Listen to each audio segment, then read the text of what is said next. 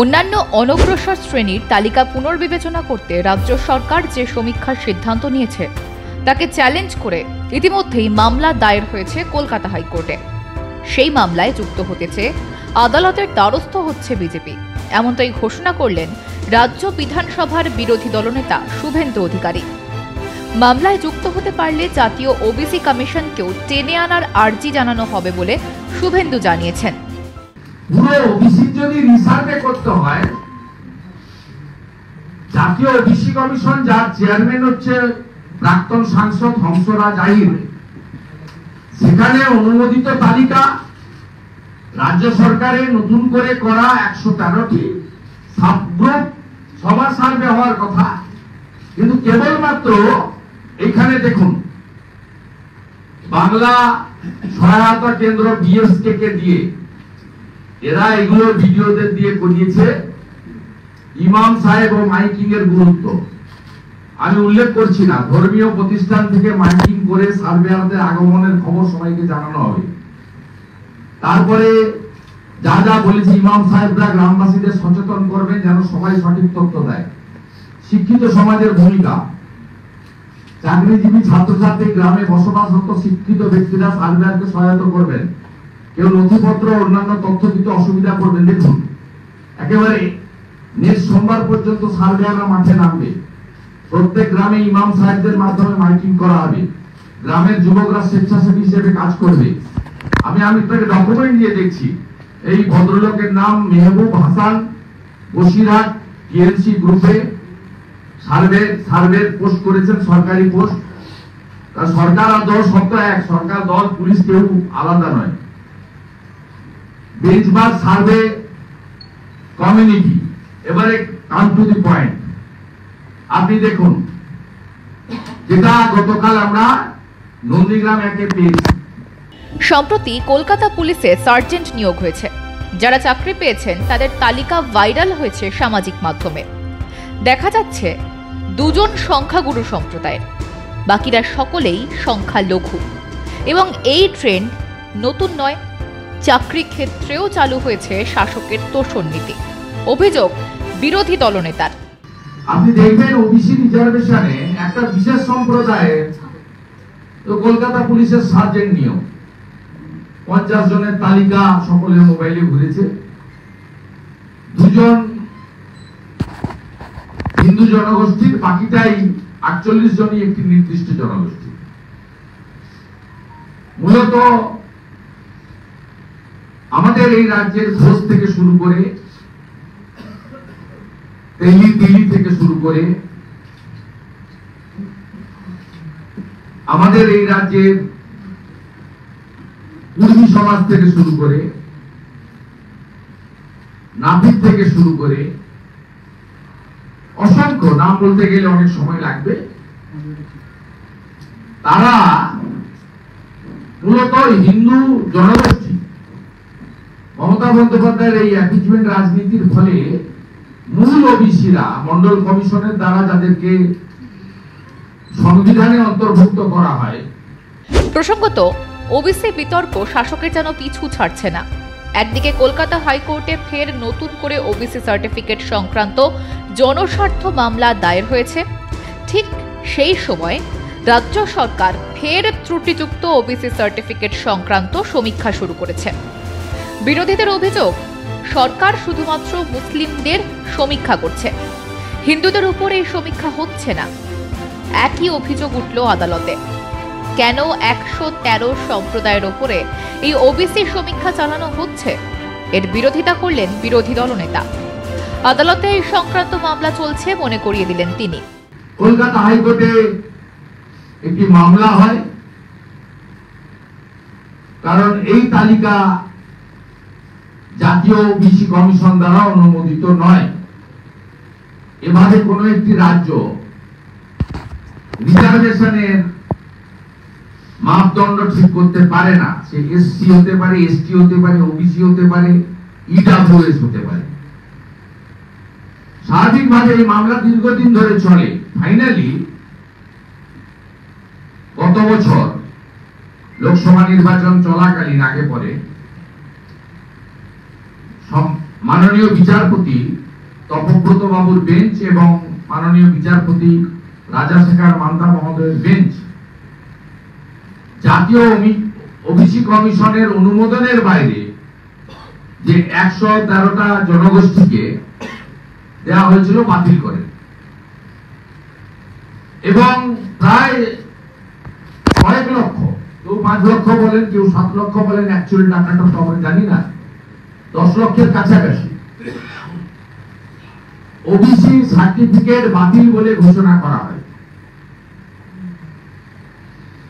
এর ফলে রাজ্য সরকার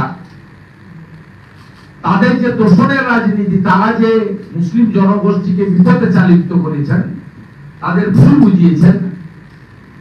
তারা জেনারেল ক্যাটাগরিতে তাদের যে শিক্ষিত যুবক যুবতীরা আছে, মেধা নিয়ে লড়াই করতে পারত, যাদের মেধা আছে, শিক্ষা আছে, তাদেরকে মমতা বন্দ্যোপাধ্যায় ভোট ব্যাংকের রাজনীতির স্বার্থে ললিপপ ধরিয়েছিলেন যে আমরা তোমাদেরকে ওবিসি করে দিয়েছি।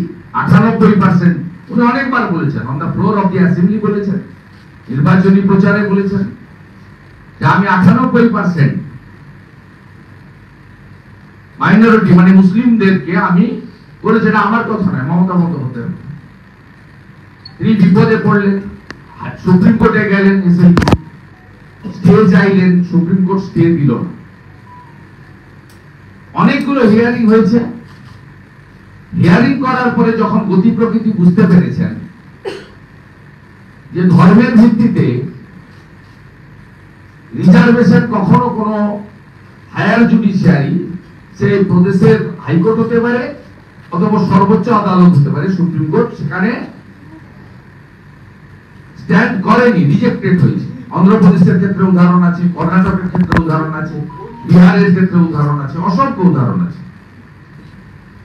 এইটা যখন বুঝতে পেরেছেন, 25 লাখ লয়ার লাগিয়েও যখন কিছু করা যায়নি, তখন 10 মাসের মধ্যে লোকসভা ভোট, এই বিপুল পরিমাণ ভোট ব্যাংককে ধরে রাখতে হবে, ক্ষমতায় আসা যাবে না, এদের কাছে মিথ্যাবাদী প্রমাণিত হবে এবং এদের এই যে শিক্ষিত মুসলিম যুবক যুবতীদের যারা সাধারণ ক্যাটাগরিতে লড়াই করে হয়তো চাকরি পেতে পারতেন মেধার ভিত্তিতে, তাদের যে সর্বনাশটা মুখ্যমন্ত্রী করেছেন, তার ফলে একটা সেটব্যাক হবে। তাই তিনি নতুন ফাঁদ পাতলেন সুপ্রিম কোর্টে যে আমাকে 3 মাস সময় দেওয়া হোক, আমি রিসার্ভে করব। প্রসঙ্গত, মুসলিমদের 113 জাতি দেখিয়ে নামকা ওয়াস্তে সার্ভে করে প্রকৃত হিন্দু ওবিসিদের বঞ্চিত করা হচ্ছে বলে অভিযোগ বিজেপির। 2024 সালের মে মাসে কলকাতা হাইকোর্ট রাজ্য অনগ্রসর শ্রেণী কমিশনের তরফে জারি করা প্রায় 12 লক্ষ ওবিসি সার্টিফিকেট বাতিল করে দেয়। 22 মে কলকাতা হাইকোর্টের বিচারপতি তপব্রত চক্রবর্তী এবং বিচারপতি রাজাশেখর মান্থার ডিভিশন বেঞ্চ এই নির্দেশ দেয়। বলা হয়েছিল 2010 সালের পরে তৈরি রাজ্যের সব ওবিসি সার্টিফিকেট বাতিল। মূলত 77টি শ্রেণীর অন্তর্ভুক্তি নিয়ে প্রশ্ন ওঠে। হাইকোর্টের নির্দেশকে চ্যালেঞ্জ করে রাজ্য সুপ্রিম কোর্টে যায়। রাজ্য সুপ্রিম কোর্টে গেলে সেখানে আদালত জানায় কিভাবে এই 77টি শ্রেণীকে ওবিসি তালিকাভুক্ত করা হয়েছে তার ব্যাখ্যা দিতে হবে। এই ব্যাখ্যার প্রেক্ষাপট তৈরি করার জন্য সার্ভে চলছে বলে অভিযোগ। সেই সার্ভেতেও পেশাকে জাতি হিসেবে হচ্ছে বলে অভিযোগ করা হয়েছে। যেটা গতকাল আমরা নন্দীগ্রাম একে পেয়েছি, name of the head Sheikh Ansar, community name and code Muslim দর্জি।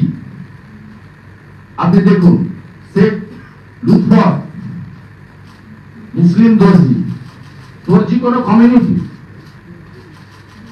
এরা বাবা সাহেব আম্বেদকরকে মানছে না, সুপ্রিম কোর্টকে মানছে না।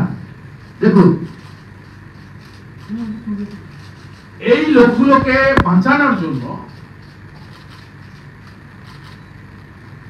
হিন্দু ওবিসিদের শেষ তো করে দিয়েছেন, বাকি যেটুকু আছে শেষ করার জন্য মমতা বন্দ্যোপাধ্যায়ের কাণ্ড কারখানা দেখুন। সুপ্রিম কোর্টের অর্ডার 18ই মার্চ, সার্ভে শুরু 10ই মার্চ।